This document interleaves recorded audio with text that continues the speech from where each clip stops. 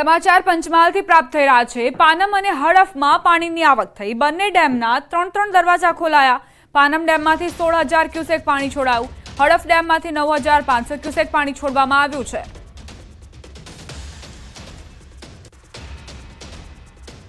દાહોદની માછણ નદીમાં નવા નીર આવ્યા। માછણ નદી ત્રીજી વાર ઓવરફ્લો થઈ। લીમડી મહાદેવ મંદિર પાછળ આવેલ માછણ નદીમાં નવા નીરની આવક થઈ રહી છે। ઉપરવાસમાં પડેલા વરસાદના કારણે માછણ નદીમાં ધસમસતા પાણી આવ્યા। એક મહિનામાં ત્રીજી વાર પાણી કોઝવે પરથી પસાર થયું।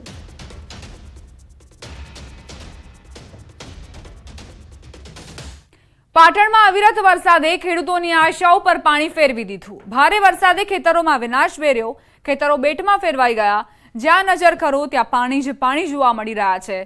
મોટાભાગના ખેતરોમાં ઘૂંટણ સુધીના પાણી ભરાતા પાક નિષ્ફળ ગયો। ચાણસ્માના કોંગ્રેસના ધારાસભ્ય દિનેશ ઠાકોરે શંખેશ્વર તાલુકાની મુલાકાત લીધી। અલગ અલગ ગામડાઓમાં જઈ સ્થિતિનું નિરીક્ષણ કર્યું। દિનેશ ઠાકોરે અસરગ્રસ્ત વિસ્તારમાં ઝડપથી ખેતરોનો સર્વે કરી ખેડૂતોને સહાય કરવાની માંગ કરી। ચાણસ્મા તાલુકામાં ભારે વરસાદના પગલે ખેતરોમાં પાક પાણીમાં ડૂબી ગયો। ખેતરોમાંથી પાણી નથી ઓસરી રહ્યા, જેના કારણે પાક કોહવાઈ ગયો। મોંઘા ખાતર, બિયારણનો ખર્ચ અને ખેડૂતોની દિવસ રાતની મહેનત પાણીમાં ગઈ। ત્યારે કોંગ્રેસ ધારાસભ્ય ખેડૂતોને નુકસાનીનું વળતર ચૂકવવાની માંગ કરી રહ્યા છે। જો કે વહીવટી તંત્ર સહયોગ ન આપતું હોવાનો પણ આક્ષેપ મૂક્યો। દિનેશ ઠાકોરે સર્વે કરી સહાય નહીં ચૂકવાય તો આગામી સમયમાં ખેડૂતોને સાથે રાખીને કલેક્ટર કચેરીએ ધરણાની ચીમકી પણ ઉચ્ચારી। મારી સરકારશ્રીની રજૂઆત કે વહેલામાં વહેલું સર્વે થાય અને બધાને પૂરતો ન્યાય મળે અને જેટલું બળ્યું હોય, જેટલું પાકને નુકસાન થયું હોય એનું પૂરેપૂરું વળતર મળે એવી મારી માગણી છે। અન્યથા આમ જો કરવામાં નહીં આવે તો આગામી દિવસોની અંદર સમગ્ર ખેડૂતને અમે જાગૃત કરી અને કલેક્ટર કચેરીએ જઈશું અને અમારી જે માગણી છે કે ભાઈ પાકનું પૂરેપૂરું વળતર મળે એવી બધાની માગણી સાથે અમે કલેક્ટરશ્રીને મળવાના છીએ। મારી સરકારશ્રીની રજૂઆત। રાજકોટના વિંછિયા તાલુકાના 35 જેટલા ખેતરમાં કપાસનો પાક નિષ્ફળ ગયો। વિંછિયા તાલુકાના ખેડૂતો રાજકોટની ખેતી નિયામક કચેરી ખાતે પહોંચ્યા। દવાનો છંટકાવ કર્યા બાદ પાક નિષ્ફળ થયો હોવાનો ખેડૂતોનો દાવો। ડુપ્લિકેટ દવાના કારણે મોટાભાગના ખેડૂતોને નુકસાન થયું હોવાનો આરોપ મુકાયો। ખેડૂતો દ્વારા ખેતીવાડી અધિકારીને રજૂઆત કરાઈ। દવાની કંપની દ્વારા ડુપ્લિકેટ દવા આપી દેતા આ નુકસાની સહન કરવાનો વારો ખેડૂતોને આવ્યો છે। પાલનપુરથી સમાચાર। બ્રિજની કામગીરીમાં ગંભીર બેદરકારી। જીવના જોખમે બ્રિજની કામગીરી સેફટી વગર જ કામ કરતા લોકો દેખાયા। લોકાર્પણ પહેલા બ્રિજની કામગીરીમાં ગંભીર બેદરકારી જોવા મળી। 17 મીટરની ઊંચાઈ પરથી સેફટી વગર કામગીરી હાથ ધરાઈ। આવતીકાલે બ્રિજનું લોકાર્પણ થાય તે પહેલા જ સામે આવી આ પ્રકારની બેદરકારી। 11 માસ પૂર્વે પણ આવી જ બેદરકારીના પગલે ગડરો ધરાશાયી થતા 2 યુવકોના મોત નિપજ્યા હતા। તો લોકાર્પણ થવાનું છે અને તે પહેલા આ પ્રકારની ગંભીર બેદરકારી જે ત્યાં કામ કરતા લોકો છે તેમની માટે જીવનું જોખમ સર્જી શકે છે। 11 માસ પહેલા પણ આ જ બેદરકારી અને ફરી એક વખત તેનું પુનરાવર્તન। આખરે કેમ બોધપાઠ નથી લેવામાં આવતો? 11 માસ પહેલા આવી જ બેદરકારીના કારણે 2 યુવકોના મોત નિપજ્યા હતા। ગડર ધરાશાયી થતા જ આ યુવકો મોતને ભેટ્યા હતા અને હજુ સુધી પણ તેમાં કોઈ જ બદલાવ નથી જોવા મળ્યો। કામ કરતા લોકો સેફટી વગર જ ત્યાં કામ કરી રહ્યા છે। છોટાઉદેપુર જિલ્લાના નસવાડીના રાનેડાના ગ્રામજનો અને વિદ્યાર્થીઓ મુશ્કેલીમાં મુકાયા। 400 લોકોની વસ્તી ધરાવતા રાનેડા ગામમાં મુખ્ય રસ્તા પર પાણી ભરાયા છે। તેથી ગ્રામજનો ડુંગર ચડીને જીવના જોખમે પસાર થવા મજબૂર બન્યા। શાળાએ ગયેલા બાળકો પાણીના કારણે ઘરે પરત ન ફરી શકતા ગ્રામજનોએ ડુંગર પર ચડી બાળકોને બચાવી સહી સલામત ઘરે પહોંચાડ્યા। સ્થાનિકોએ ગામને જોડતા મુખ્ય રસ્તા પર ઊંચો સ્લેબ ડ્રેન બનાવવાની માંગ કરી। તંત્રના પાપે સ્થાનિકો 3 કિલોમીટર સુધીના ડુંગરાના રસ્તેથી જવા મજબૂર બન્યા છે।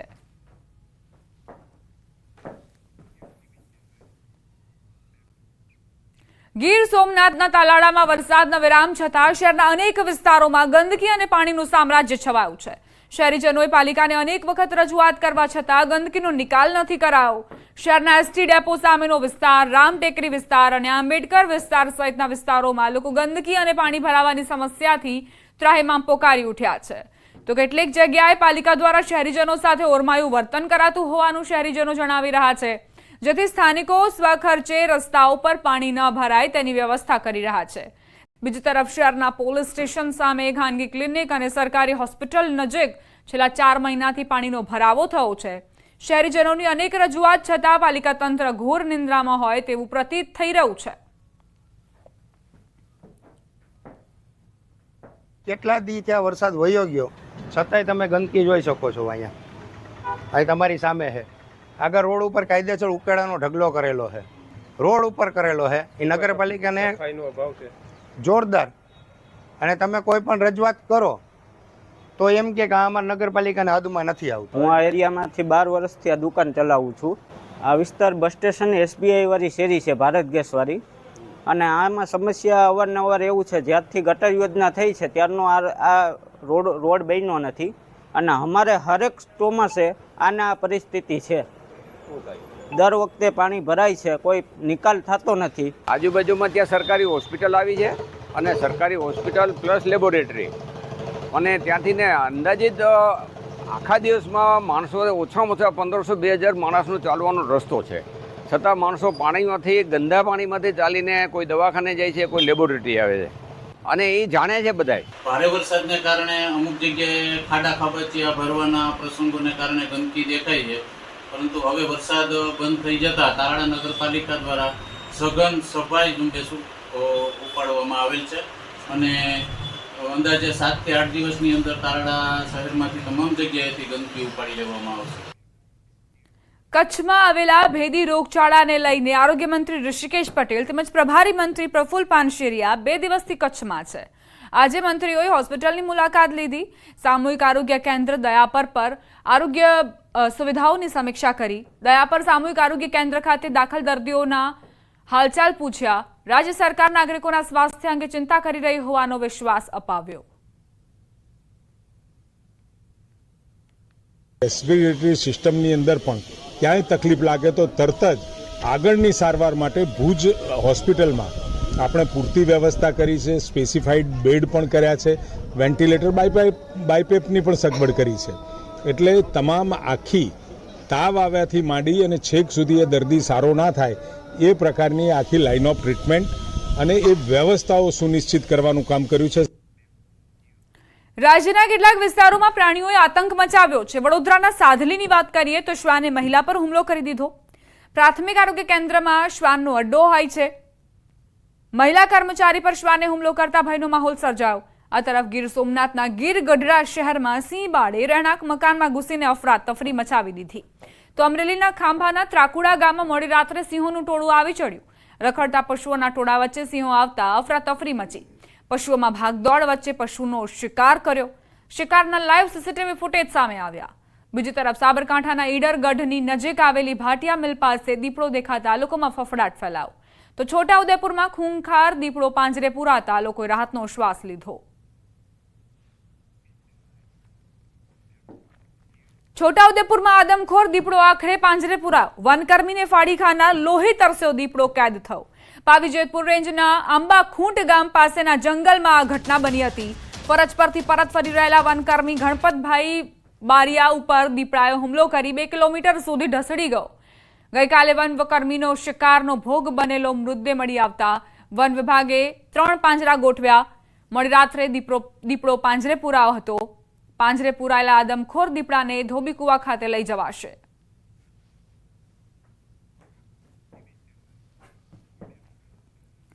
સાબરકાંઠાના ઈડરગઢની નજીક આવેલી ભાટિયા મિલ પાસે દીપડો દેખાયો। રાત્રિના સમયે દીપડાએ દેખા દીધી।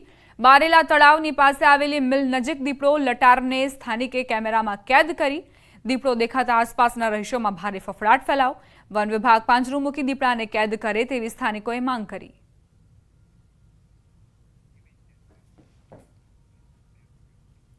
ગીર સોમનાથના ગીર ગઢડા શહેરમાં ઘૂસ્યો સિંહબાળ। રહેણાંક મકાનમાં સિંહબાળ ઘૂસતા અફરાતફરી સર્જાઈ। પટેલપરા વિસ્તારના મકાનમાં સિંહબાળ ઘૂસ્યું હોવાની જાણકારી। વન વિભાગે સિંહબાળનું રેસ્ક્યુ હાથ ધર્યું। ધોકા સાથેના હથિયારો સાથે સ્થાનિકો પણ રેસ્ક્યુમાં જોડાયા। રેસ્ક્યુ દરમિયાન અફરાતફરીના દ્રશ્યો સર્જાયા। ગભરાયેલ સિંહબાળ રહેણાંક મકાનમાંથી નાસી છૂટ્યું।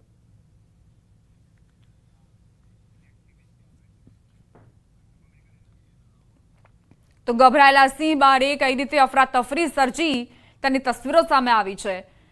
રહેણાંક મકાનમાં સિંહ બાળ ઘૂસી ગયું હતું. તેને લાકડી અને ધોકા વડે ભગાડવાનો પ્રયત્ન કરવામાં આવ્યો. વન વિભાગને પણ જાણ કરવામાં આવી અને આ સાથે જ સિંહ બાળ ડરી જતા તે નાસી છૂટ્યું.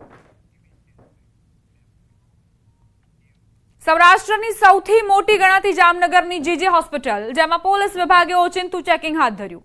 જામનગર પોલીસે કોમ્બિંગ યોજીને જીજી હોસ્પિટલમાં વિવિધ વોર્ડ, બિલ્ડિંગની મુલાકાત લઈને ટ્રાફિક કરતા વાહનોને બહાર કાઢવામાં આવ્યા. આ ઉપરાંત બિનજરૂરી આવેલા લોકોને બહાર જવા તાકીદ કરાઈ. જામનગર શહેર ડીવાયએસપી સાથે એલસીબી, એસઓજી, સિટી પોલીસની ટીમો હોસ્પિટલમાં એકાએક ચેકિંગમાં આવતા હોસ્પિટલના સ્ટાફમાં પણ ચકચાર મચી હતી. અલગ અલગ ટીમો બનાવી, જેમ ટ્રોમા વોર્ડ, ગાયનેક વોર્ડ અને ચાઇલ્ડ વોર્ડ વગેરે અલગ અલગ વોર્ડ્સની ચેકિંગ કરવામાં આવ્યું હતું. તેમજ બહારના પરિસરમાં જે કોઈ અસામાયિક તત્વો કે કોઈ બિનજરૂરી લોકોની અવર જવર જણાઈ આવે તો તે બાબતે ચેકિંગ હાથ ધરવામાં આવ્યું હતું અને હાલ આ પ્રોસેસ ચાલુ છે. જૂનાગઢમાં દબાણો દૂર કરવાની કામગીરીને લઈ વેપારીઓમાં રોષ જોવા મળી રહ્યો છે. મનપાએ માંગનાથ રોડ પર દુકાનોની બહાર ગેરકાયદે બનાવવામાં આવેલા ઓટલાને તોડી પાડ્યા. આગામી દિવસોમાં રોડ પહોળા કરવા અને પાણીની લાઈન નાખવાની કામગીરી કરાશે. ત્યારે દુકાનોના ઓટલા તોડવાની કામગીરી કરતા વેપારીઓમાં નારાજગી જોવા મળી. વહેલી તકે રોડ બનાવવાની વેપારીઓની માંગ છે. અમે રિક્વેસ્ટ કરી પણ કોઈ પણ રીતે સાંભળવામાં આવી નહીં અને જે રીતે કાર્ય કરવામાં આવ્યું છે જુલમ કહેવાય, જેને કહેવાય વેપારી માટે એક જુલમ કહેવાય. અને આજે આટલા જે વેપારીનો વેપાર ધંધો બંધ છે તો અમારા અધિકારીઓ જે રીતે કામગીરી તોડવાની કરી છે તો એ જ રીતે બનાવવામાં ઉતાવળ રાખે એવી અમારી અપીલ છે.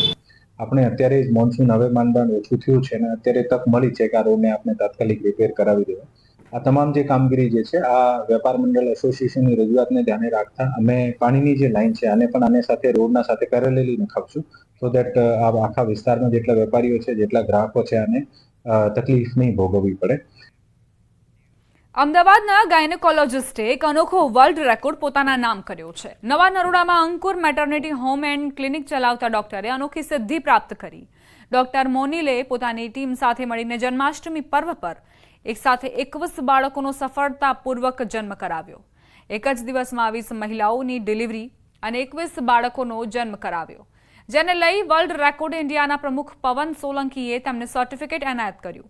એક જ દિવસમાં સૌથી વધુ બાળકોને જન્મ આપવા માટેના વિશ્વ વિક્રમનું પ્રમાણપત્ર એનાયત કરાયું.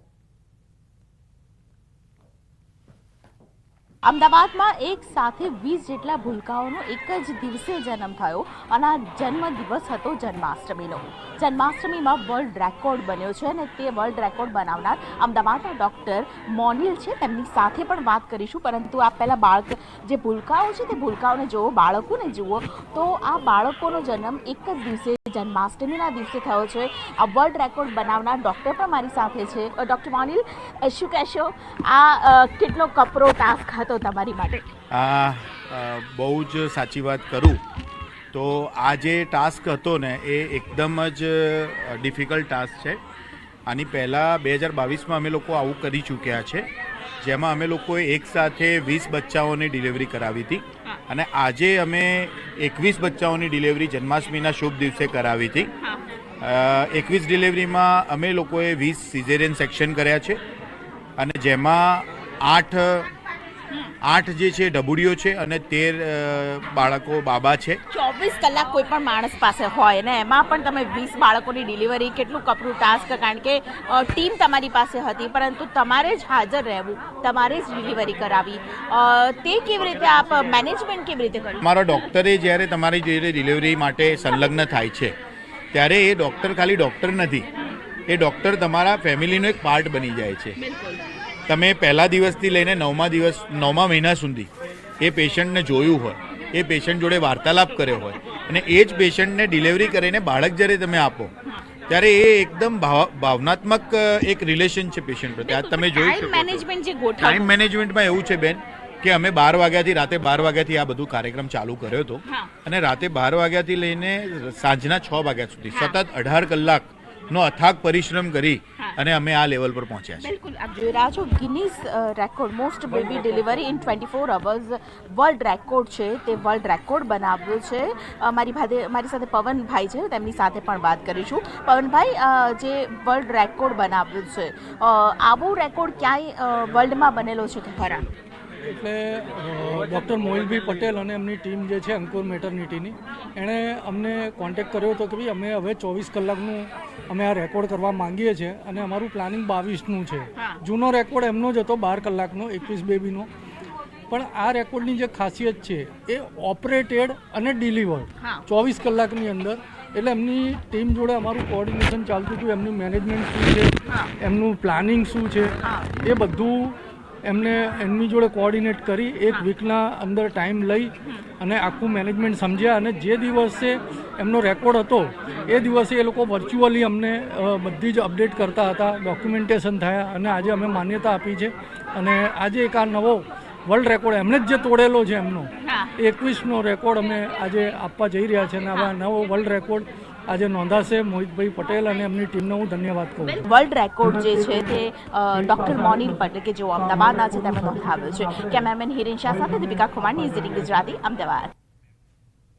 હવે આગળ વાત કરીશું ભાદરવી પૂનમના મહામેળાની.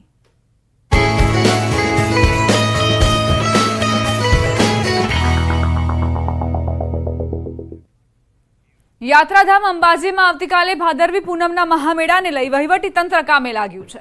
આ મેળામાં લાખોની સંખ્યામાં પદયાત્રીઓ અંબાજીમાં દર્શનાર્થે પહોંચે છે. ત્યારે આ યાત્રિકોની સુવિધાઓ માટે અંબાજી મંદિર દેવસ્થાન ટ્રસ્ટ દ્વારા આ વખતે સૌપ્રથમ વખત QR કોડ જાહેર કર્યો. આ QR કોડમાં યાત્રિકોને અપાતી તમામ સુવિધાઓનો ઉલ્લેખ કરાયો છે. એટલું જ નહીં, અંબાજી મંદિરના દર્શનના સમય સાથે કઈ સુવિધા કઈ જગ્યાએ ઉપલબ્ધ રહેશે તેની પણ આ QR કોડમાં સુવિધા કરાઈ છે. યાત્રિકો આ QR કોડને પોતાના મોબાઈલમાં સ્કેન કરતાની સાથે જ તમામ સુવિધાઓનો ચિતાર મોબાઈલમાં મેળવી શકશે. આ વખતે યાત્રાળુઓને સુવિધા મળી રહે, પાર્કિંગ પ્લોટ્સ કઈ કઈ જગ્યાએ છે, પીવાના પાણીની સુવિધા કઈ જગ્યાએ છે, ટોયલેટ્સ કઈ જગ્યાએ છે, પ્રસાદ સેન્ટર કઈ જગ્યાએ છે, મંદિર લોકેશન કઈ જગ્યાએ છે, દર્શન પથ, આ બધું જ માટે એક QR કોડ અમે બનાવ્યો છે અને એનું યાત્રી સુવિધા માર્ગદર્શિકા અમે લોન્ચ કરી છે. અંબાજી આવતા યાત્રિકોને પરત પોતાના વતન જવા માટે એસટી વિભાગ દ્વારા ખાસ વ્યવસ્થા કરાઈ. 1000થી વધુ વિવિધ વિસ્તારો માટે એસટી બસો 10 હંગામી બસ સ્ટેશન ઉપરથી સંચાલન કરાશે. દાંતા તરફ જવા માટે દાંતા રોડ ઉપર હંગામી બસ સ્ટેશન ઊભું કરાયું છે, જ્યારે ખેડબ્રહ્મા અમદાવાદ જવા GMDC વિસ્તારમાં બસો ઊભી કરવામાં આવશે. તો આબુ રોડ, રાજસ્થાન, પાલનપુર, ડીસા જવા માટે ગબ્બર સર્કલ ઉપર બસોની વ્યવસ્થા કરાઈ છે. આ સંચાલન માટે એસટી વિભાગનો 5000નો સ્ટાફ તૈનાત રહેશે. આગામી ભાદરવી પૂનમ માટે નિગમ દ્વારા 1000 જેટલી એક્સ્ટ્રા બસોનું આયોજન કરવામાં આવેલું છે. જે બસો થકી ગુજરાતના ખૂણે ખૂણેથી આવતા યાત્રાળુઓ પોતાના માદરે વતન સુરક્ષિત અને સમયસર પહોંચી શકે તેવું સુઆયોજનબદ્ધ આયોજન કરવામાં આવેલું છે. વધુમાં તમામ યાત્રિકો માટે અંબાજીના આસપાસના વિસ્તારમાં 10 જેટલા હંગામી બસ સ્ટેશનો બનાવવામાં આવેલા છે. જે 10 જેટલા હંગામી બસ સ્ટેશનોમાંથી ગુજરાતના કોઈપણ ખૂણામાં જવા માટે યાત્રિકોને બસ મળી રહેશે. ભાદરવી પૂર્ણિમા નિમિત્તે સમગ્ર રાજ્યમાંથી મોટી સંખ્યામાં માઈ ભક્તો અંબાજી પગપાળા જઈ રહ્યા છે. ભાદરવી પૂર્ણિમા પર મા અંબાના ચરણોમાં શીશ નમાવવાનું વિશેષ મહત્વ છે. ત્યારે અરવલ્લી જિલ્લાના માર્ગો પણ હાલ પદયાત્રીઓથી ઉભરાઈ રહ્યા છે. ચારે તરફના સ્ટેટ હાઈવે પર નજર કરીએ ત્યાં પદયાત્રી જ નજરે પડી રહ્યા છે.